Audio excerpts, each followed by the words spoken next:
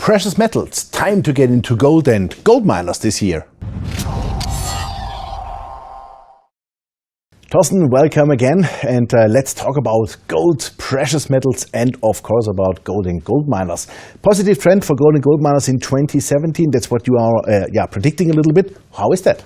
Yeah, we see for 2017 gold price advancing by 20% to 1450 is our end of the year view on gold, slightly more positive even for silver. And what you see here in the chart is the relationship between gold price physically and gold miners. And you see gold prices rising, gold miners are outperforming massively, but the last years we've seen this on the contrary, obviously, gold price coming down and gold miners destructive, they're losing about 80% in market cap valuation over the last years. Yeah, especially Q4 was again down last year.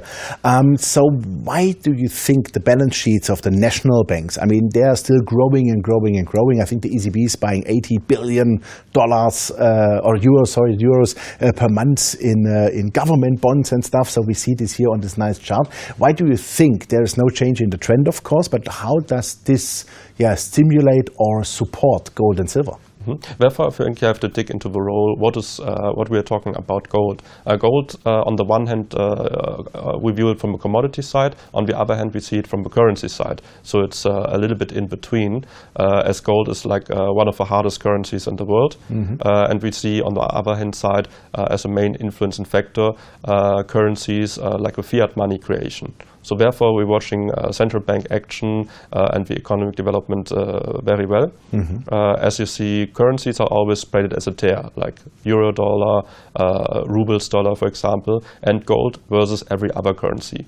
So therefore, if you see money creation in terms of growing balance sheets, this is a very positive sign for the other numerator of this equation, so therefore for gold. Yeah, so because it's only printing paper, right? So it's printing paper, but you can't print gold. Yeah, that's for sure, absolutely.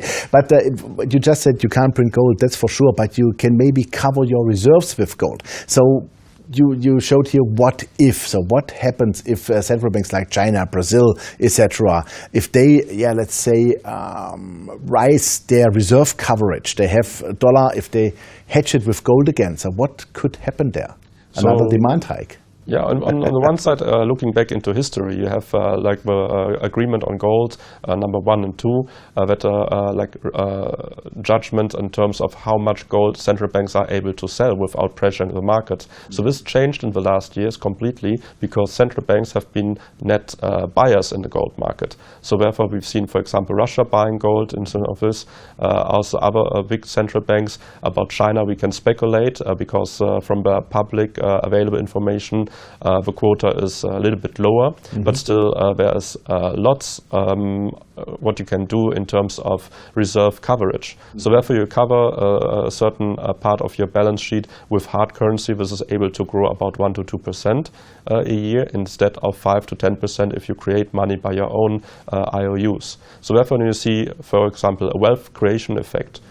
Countries, China, India, but also Brazil, where you have like a positive wealth creation effect. Therefore, you need a higher share of your wealth covered by gold. And this is also on the public finance. Great, perfect. So that means it might be a good sign for the gold price in 2017 then. Yeah, the ETF on the one side or COMEX positioning, but this is like a long-term trend and this looks positive to me. Perfect. Torsten, thank you very much. We like that too. Pleasure.